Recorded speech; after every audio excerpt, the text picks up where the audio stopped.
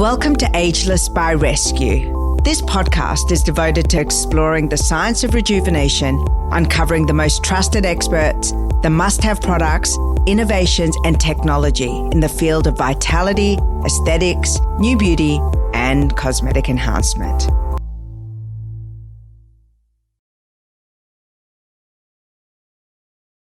This is one of my happiest days. I have Rae Morris with me. Welcome to Ageless, the podcast, my darling. Hi, thank you for having me. I wish I could be there with you in person, but hey, what a better way to spend my morning. I'm so happy to be here with you. You are a go-to expert for the experts. You're a makeup artist extraordinaire, but you work with a lot of cosmetic surgeons, cosmetic physicians.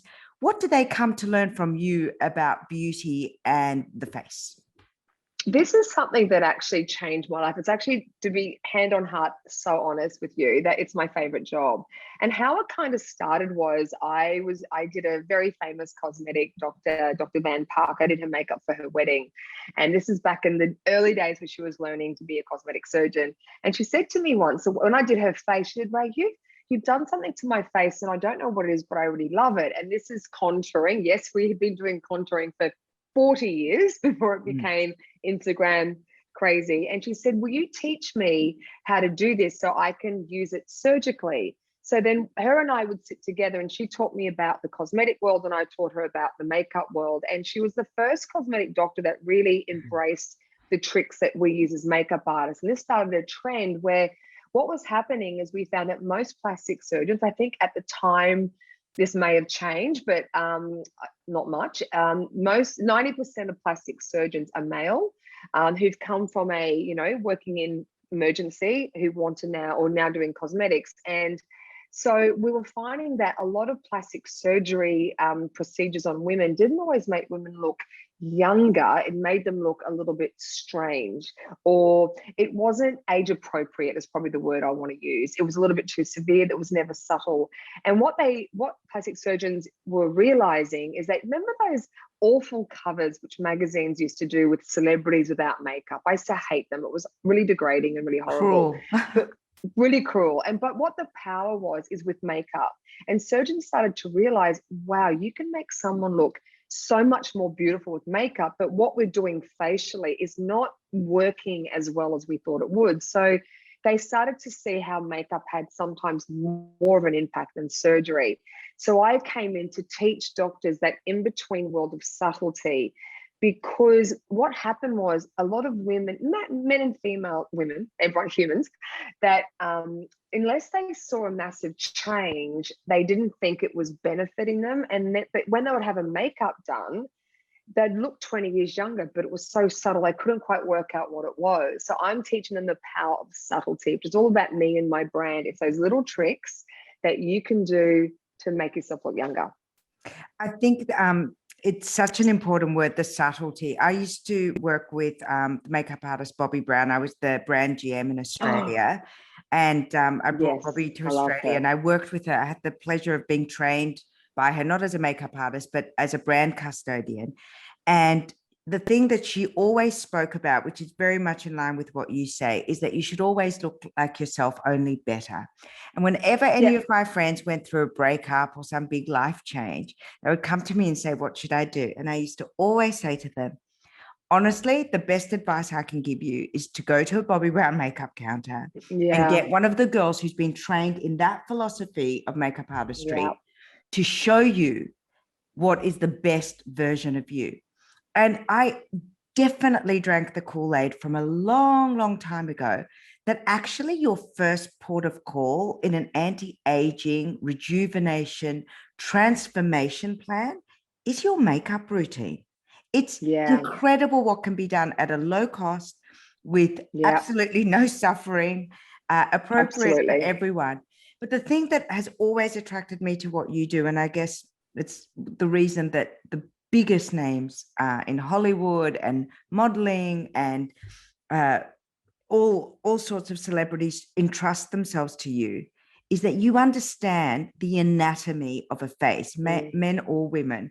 And you actually work on a principle, a ratio principle. Can you tell me more about that?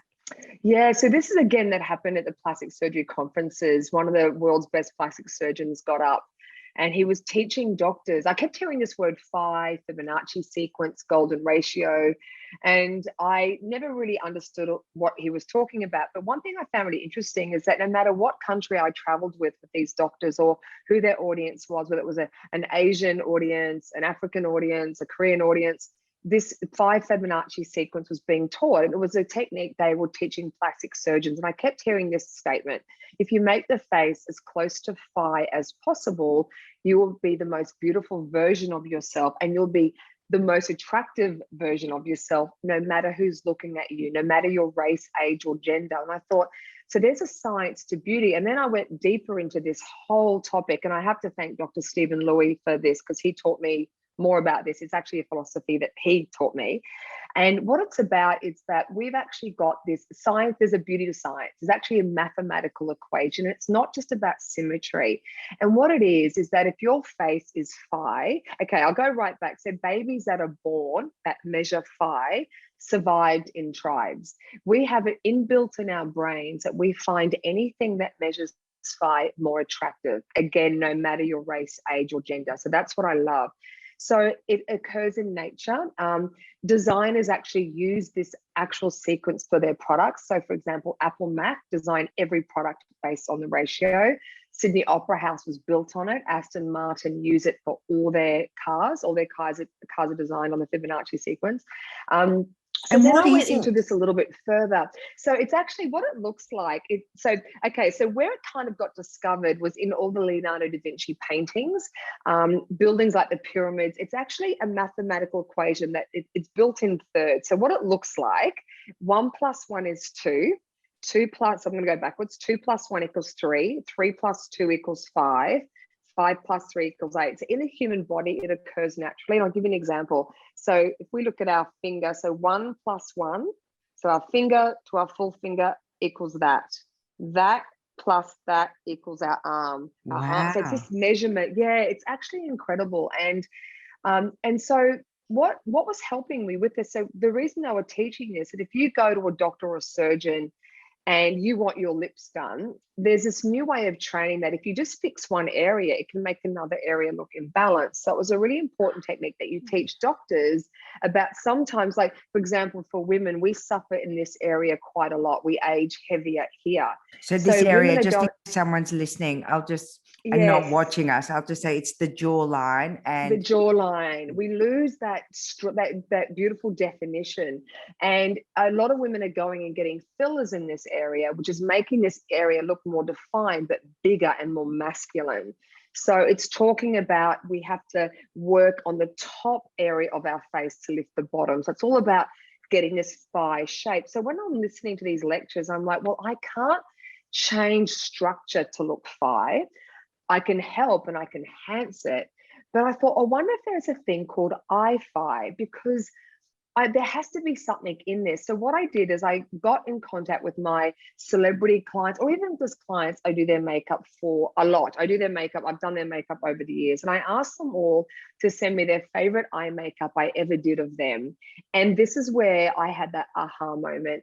Their makeup measured phi to an absolute millimeter every time, every single one of them. And then I went, okay, let's go back and look at some of the most iconic makeups. Let's look at Audrey Hepburn, Cleopatra, Marilyn Monroe, Kim Kardashian, measured phi, absolutely. And then I thought, okay, there is something in this that you can go out and do the best smoky eye. You can do the most amazing eyeliner, but does it make your eyes look phi? So in simple terms, what a phi eye looks like, imagine an eye when you give yourself a subtle, tight ponytail. It's that lift. It's that Egyptian, for the younger crowd, Kim Kardashian shaped eye. It's basically, it's whenever you do your eye makeup, a simple rule is you extend your eye a third every single time. So you don't have to make your eyes phi, but if you want to do an eyeliner or a smoky eye, it's all about how you extend your eye. And if you go back in history and look at all these iconic makeups, you'll never see an eye makeup where the makeup stops on the ends. It never does. It's always extended out. So what I'm doing is I'm teaching women to get their power back, to when you can go, you want to do an eyeliner, you might have to do your eyeliner on the under eye, not the top eye. It's all about learning your shape and how to create a file. Look, I have written a book on this. It's quite in-depth detail, but today we'll do some great little tips and points to help explain this a little bit more. When you talk about getting to this fi, and you know, one of the easiest tricks, as you just said, is extending your eyeliner by a third.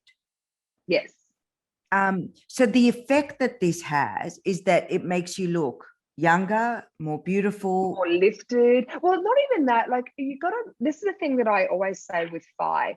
You don't ever have to change eyes. I mean, I look at your eyes right now and you've got the most, you don't need to fi your eyes anymore, because I look at these beautiful, big, youthful eyes. To me, I couldn't make your eyes look more beautiful, honestly. And I mean that hand on heart. They're just beautiful. But the eye fi technique's there for people who want more lift or want their eyes to look more youthful. So it's a technique you don't have to use all the time, but it can be there as your little weapon to give yourself more of that lift. So I've definitely noticed as I've gotten older that my eye shape has changed. So I am Middle Eastern, I'm Iranian, so I've got the big eyes, I've got the prominent brows, but definitely as I've aged, and we've talked about this before, you notice that, you know, you start to get that brow starting to droop. You start to notice the hollowness under your eyes. I never had dark circles growing up. I never had hollowness, but now I notice it. So can this technique, does it go hand in hand with concealing and other kind of tips that you teach? They're a little bit separate. Eye fi is more about the shape you use to create eye makeup. Yeah. But what you're talking about is really what I don't like the word anti-aging, but I like it. Actually, there's so many great techniques. So I'll give you an example. One thing that I didn't know, but when women age, our forehead is more rounded when we're youthful, but it flattens and it actually can go back to like a 7-degree angle back, which gives you these very strong brow bones. So there's things that we did when we were younger that can actually really age us as we get older. For example, shimmering that brow bone area. So it's something you see a lot on Instagram. We see all this beautiful highlight, but what it can do with a strong brow bone like you and me, who's a little bit heavy, it actually makes an area look puffier. So shimmer can be the most aging thing you can do. Shimmer makes things look bigger, puffier, and can also make the skin look more scalier. So shimmer on eyes like yours or any deeper set eyes is just in those little inner corners. It gives you that light, it gives you that sparkle, but you're also keeping shimmer away from any part on the eye that has lines, because shimmer enhances lines. It's really important to remember that. And in terms of concealing and, you know, that under eye area, and as you know, you work with surgeons and cosmetic physicians, I certainly know that under eye concealment and treatment is such a highly searched concern. What can we do from a makeup perspective to really, you know, address that in a quick and everyday way? Okay, great. One thing that's really important when you conceal the eye area, that skin has to be really hydrated, because the stronger you go with concealers, people talk about it gets flaky, it gets cakey. It's very rarely the product that's doing that. It's the fact that the skin underneath isn't hydrated enough. So number one, make sure that skin's hydrated.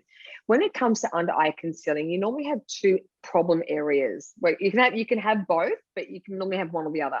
One, you can have a darkness, which is a blue undertone, because our skin gets thinner in those areas. If you have a blue undertone, you've got to go and get a peachy colored corrective concealer.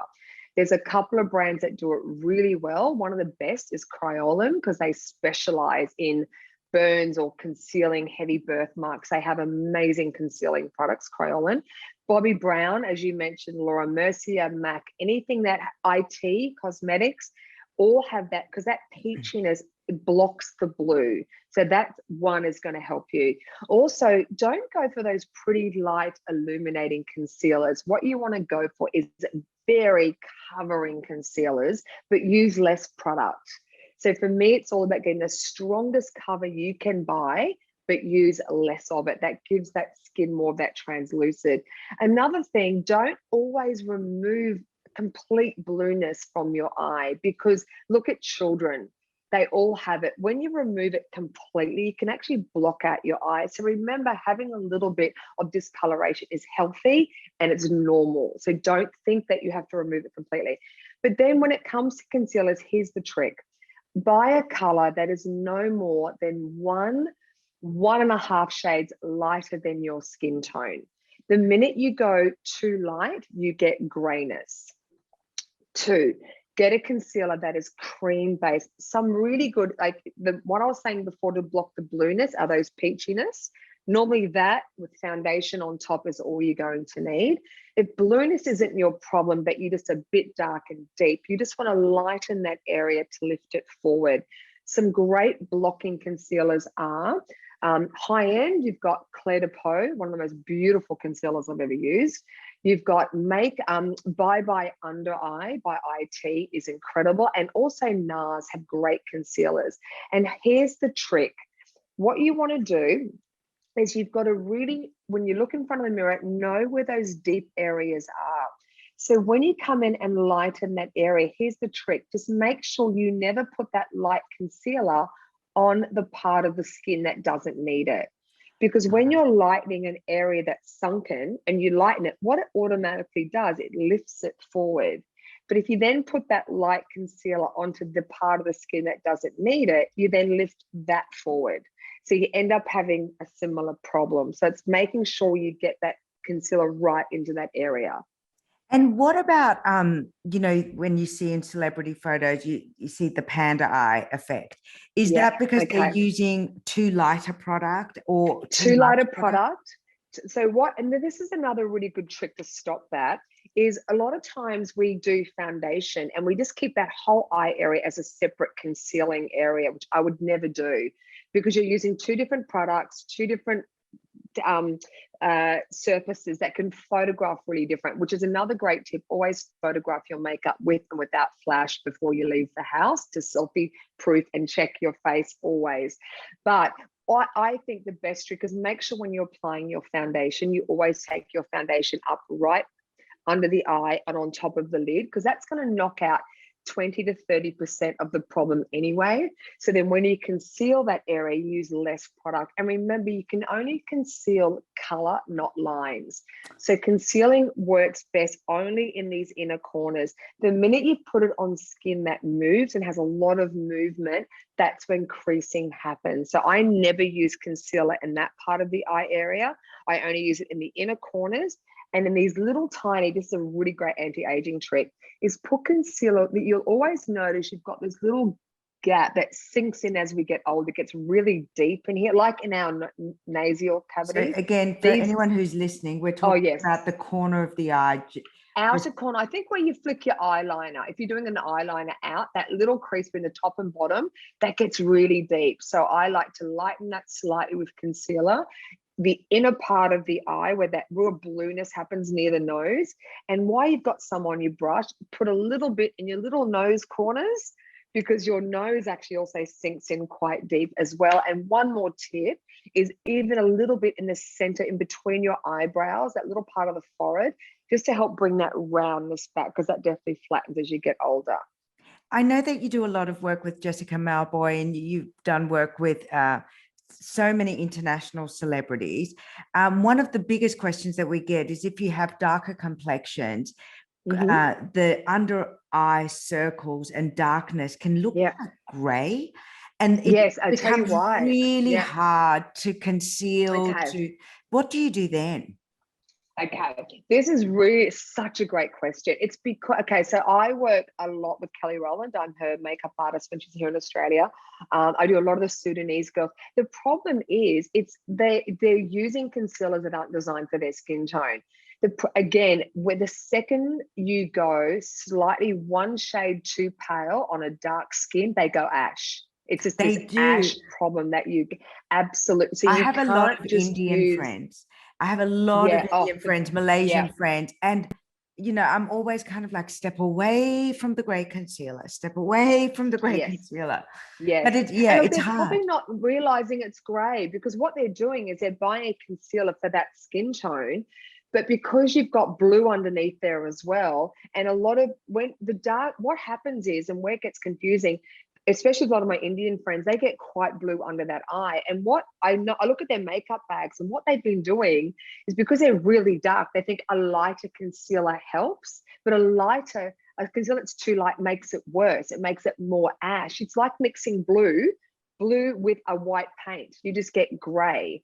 So what you need to do, like, I'll give you some great colors. So on both Kelly Rowland and Jessica Malvoy, there's a IT under eye concealer, but on this I use a Laura Mercier SC4 to give the exact product on Jessica Malvoy, and SC5 on Kelly, and it's again that apricot color. For those Indian girls, anyone with those darker skin, I tell you who's amazing at those concealers is Kryolan. And I know that Kryolan, I would even go into a store, they're globally, say Rae Morris sent me, help me conceal under that eye area. And you've got to get the correct level of apricot for the blueness. And trust me, it will definitely save your life. Yeah. And if you go into store too, find someone who's got your skin tone and ask them what they use. It's a really great trick. That's such good tips. So we've talked about the darkness, we've talked about the depth, so the sunkenness, some tricks you can do there. Yeah. Can I ask you, I mean, when I was growing up and like discovering makeup, it was the same time that Touche Eclat and highlighter pens were launched. And it's still one of my favorite products, but it took me years to learn that it actually isn't a concealer. So no, what it's is more the role reflective. so what is the role of those types of products in bringing rejuvenation, light, and youth to the eye or the face area? The way I look at those, they're like putting concealer, but a more stocking version of that under the eye. So they're for people that, you know, they want to conceal. They've made those products really subtle. They're quite reflective, which can work for you, can work against you. Again, the problem with these light reflecting things around the eye, if you're not using light reflecting products all over your face, with new 4K cameras now in our iPhones, what you end up with is shiny eye areas, but you can have a matte skin. So you're playing with too many different textures. Where they come in handy is if you just want to do a light concealing. I still don't think they're strong enough. Where I find they do work well, if you are doing quite a luminous foundation and you are using a bit of that apricot underneath to block the blueness, that will sort of get you 80% there, they're good. I just feel, look, they're the kind of product I use for someone who doesn't like concealer. I don't know anyone who doesn't, by the way, who just wants something light and fresh, but they're just never strong enough for me. I find I've always got to put something else on top. You know, they just need more coverage. I just don't think they're enough. They're for that person that doesn't like to wear makeup, maybe just want something under their eye. Maybe they don't wear foundation because they are sheer enough. They're not that detectable. So maybe that's a nice place where they can be. What about the role of mascara in like bright lifting? And, you know, I've seen people wear mascara and it's aged them. And again, it's mascara seems to go through fashionable kind of roller coaster where, you know, it's really fashionable to have thick, you know, individuated lashes. Then it becomes fashionable to have no lashes. Then it becomes fashionable to have, you know, elongated, fluttery lashes. What is the most youthful way to bring, you know, framing to the eye? I think one thing you said there that's really important too, the one thing I don't like using in makeup is on trend based, because I'll give you an example. Angelina Jolie, I know her makeup artist. She has 3 looks, mainly 2, her whole career. It's never changed. The other one is Helen Mirren, and the other one is Jane Fonda. And what I love about the women, that they find what makes them look most beautiful and just stick with that. Now, when it comes to lashes, the problem is there's more problems in having too many than not having enough. And the reason, and I'm talking like too many lash extensions, too many false lashes, the problems that you get is the thicker you go with the lash can work, but it's not great if you're in an outdoor function during the day, between 10 and 2. I say this to brides all the time. You are not allowed to wear thick, heavy lashes on your top lid if you're going outside, anyone going outside to a function, unless those top lashes have gaps and lots of space in between the hairs. You end up with 2 umbrellas on top of your eyes, and you create the darkest shadows under your eye possible. The only way you can photograph yourself is if you took your head so far back to stop the shadows. They are aging. They're not anti-aging. The other thing with lashes, I say this to all my makeup students, the lashes only count are the ones that you see that sit up through your lid. So what I mean by that, do your mascara, curl your lashes. Think of the way that you do your makeup now. I want you to get your iPhone, look straight ahead and take a photo, and then zoom in and have a look. How many lashes do you actually see? Because what's important, and I'll pull J-Lo up for this. I know Kim Kardashian has too many, but why that trend was so big is in every photo, you saw every single lash, the ones from the inner corner of the eye to the outside of the eye. So the first thing you need to do to make lashes look beautiful is to see them, because a lot of these thickening mascaras, if you've got short, straight camel lashes, you don't see anything in a photo. You end up with just this shadow over your eye.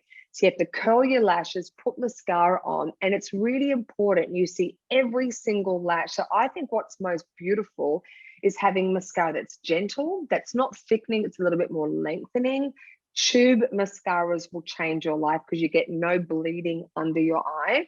But it's about seeing them through the lid, because it doesn't matter how thick, how long, how many falsies you wear. When they get too long, they drop.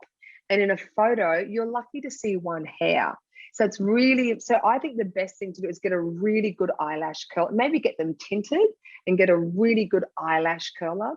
Lash perming has come a long way. I think there's some really gentle people who do it. There's some real gentle people in eyelash extensions. I sleep on my stomach, so they're actually uncomfortable for me.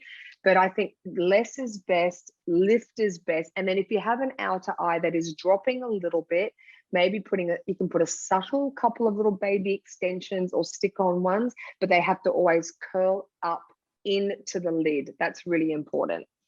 I'm going to go back to what we were talking about, which was, the hood and the brow bone. Again, as we age, it's one of the areas that we always want to trick up, whether it be with injectables or eventually surgery. What are the things that we can do on our upper lid and with our brows to give that lift and open up that area as it starts to fall? Okay, so when we age, what happens is our eyelids start to hang and we lose that eyelid space. You're already lucky, Baha, because I can still see lots of eyelid on you. So 1, curling your eyelashes will give you lift. 2, not adding shimmer on that brow bone, because it actually makes it bigger and it makes your eyes look more sunken. Thing is straightening your brow, very similar to what you have done, Baha. One thing that we do. You taught me that. Taught me that. I used to do it differently. Yeah, don't arch. No, I know. Look, and again, if you don't, I always say to them, if you don't believe me, pull your hair back in a really tight ponytail and watch what happens to your brows. Actually straighten. So try not to arch your brow too much, because it actually makes that eyebrow bone more predominant. If you've got deep set eyes, you don't want to darken in that socket anymore. You've got to stop. You already naturally have that darkened socket. Don't darken it. And you can use like soft, lighter eyeshadows on your eyes. A little bit of shimmer does work in the center of the eyelid, because it's not where the eye wrinkles. But a really good thing to do is move away from shimmer. Take away the shimmer off the eyebrow, but start working with more matte colors on the outer third of the eye and lifting up that area, because it's that outer eye that's where we get the most drag. Our eyebrow drops. We're going to lift our eyebrows a little bit if we can. Take away the shimmer and just doing those beautiful little I call them the outer third eye makeup, where you're just working on the top eyelid and you're just lifting upwards. And try to do your eye makeup. Try and play with your shape, looking straight ahead, because when we get older, that brow gets heavy and we tend to lift up the eyebrow and put eyeshadow underneath, which you're not going to see. So it's about creating these nice little, I call them like 3/4 smudgy little eyeliner, Cleopatra shapes on the outer edge. That's a great way to lift, and curling those eyelashes on the outer edges especially. What do you Another really great tip too. Go ahead. Sorry. No, go. Oh, another really great tip is to getting a matte color, like a color that would match whatever your skin tone is, whatever color would match your contour shade. So like, I'll just pull out a color. I'm quite pale, and there's a color by Trini called Serena. It's a great like contour shade. But if I get an eyeshadow that matches that same color, they work really well as anti-aging eyeshadows. And a really great trick, especially for heavy eyelids, is to look straight ahead in the mirror and use a pointed eye brush. And instead of putting it in where our sockets are naturally getting deeper and heavier, which will only push your eyes in more, is look straight ahead and create a socket slightly up onto that heavy eyelid area. Oh, Because what that wow. will do, what it does, it pushes that puffiness back, and it gives us this illusion of more eyelid space. And one other tip, if you're doing eyeliner, you've got to do it really thin on that whole eyelash line, because if you go too thick, you actually lose eyelid space. So do it's you about do it on pushing. the line or on the tied line inside?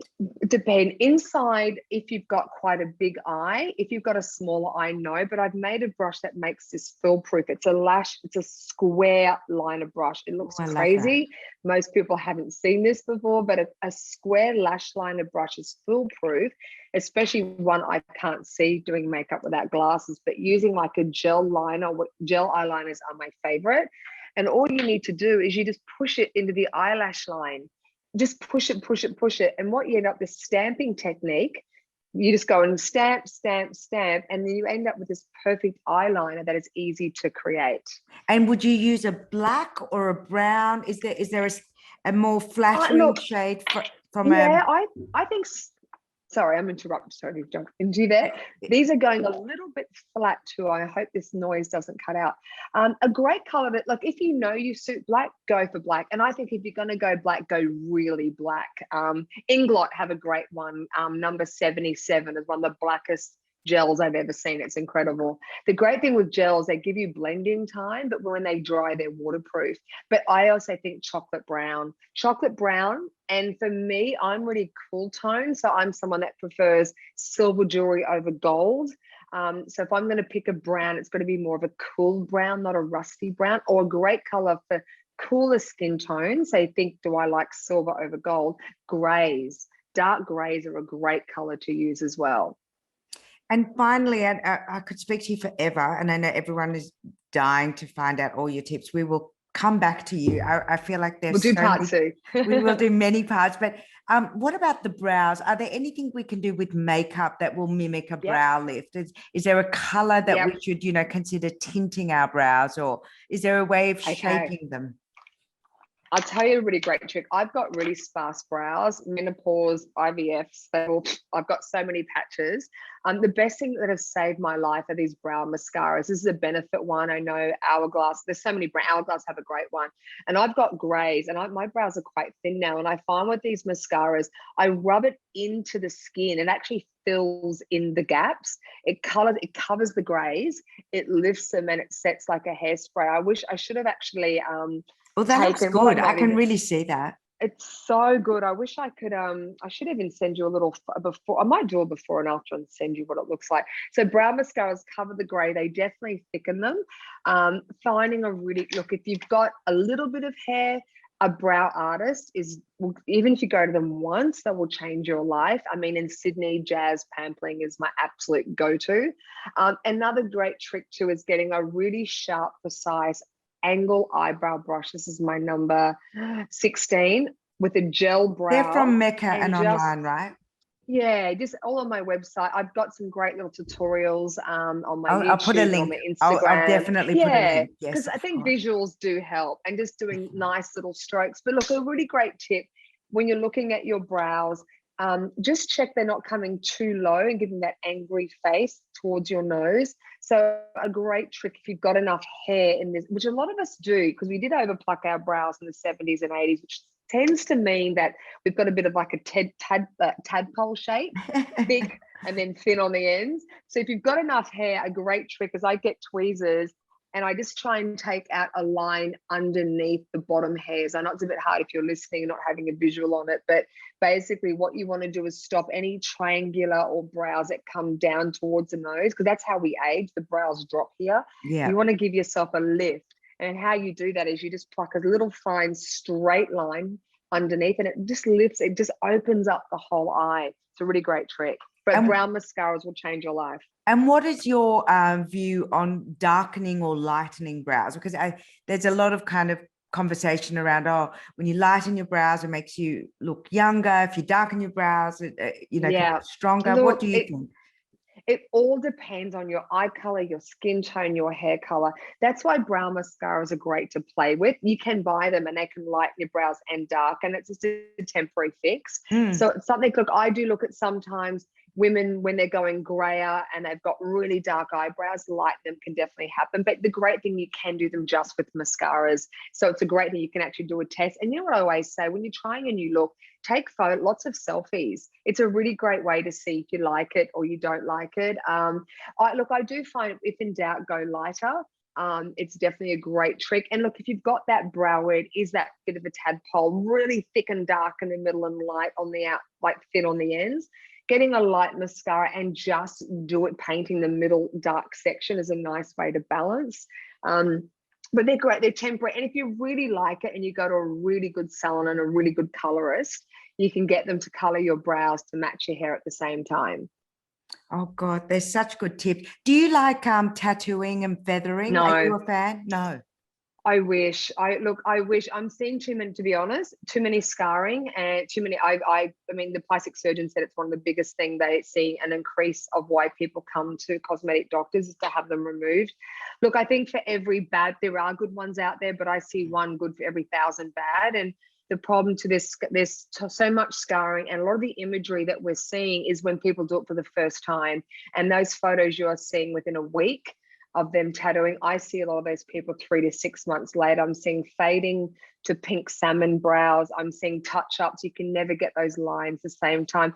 Look, there's a couple of, I won't mention names yet because I'm going to go and investigate, because one thing I'm going to try and do is do some tattoo brow hair strands where I'm thinning in my hairline. Wow. So I'm going to test it. So look, I do believe we are going to get better. And look, I would do mine tomorrow. I think when I saw it, I'm like, I'm there. I've got my hands up.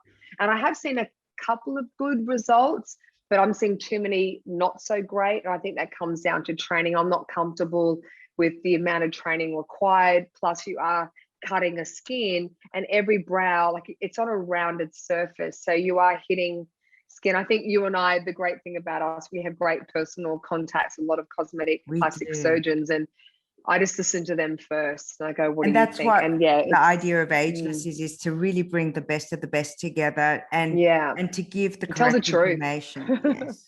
Tell the truth, the best of the best. I love speaking to you. You've given us so many amazing tips for the eye area. It is the most requested area of the face to fix, and you know, even from your 20s you start seeing the aging there first. So I think the tips that you've given can carry us all through, and I just can't wait to actually put some of those. I'm actually going to go get my eyelash colors out. I haven't used them for ages. I know, get one, they're really good. I've got them, I never use them, so I'm going to use my eyelash. Change your life. You know what you'll find crazy, you'll see more light, because a lot of people walk. I actually curl people's lashes, and I did some famous gentleman in Sydney, and I swear in front of me, he picked up his phone, rang his wife and said, you know that optometrist appointment, cancel it. My problem's been my eyelashes the whole time. No. He has like Lebanese, really dark, heavy lashes that sit like that over his eyes. He's had like this shield. I curled them. He said, oh my goodness, I can see. So seriously, it can change your life. I'm going to try that first. That's before I do a bluff. I'll curl my lashes. Please do. Thank you so much. Thank you. Wonderful to speak to you. So good. What a pleasure. Bye. I hope you enjoyed this episode. And if you did, please share and rate this episode. I'd love that.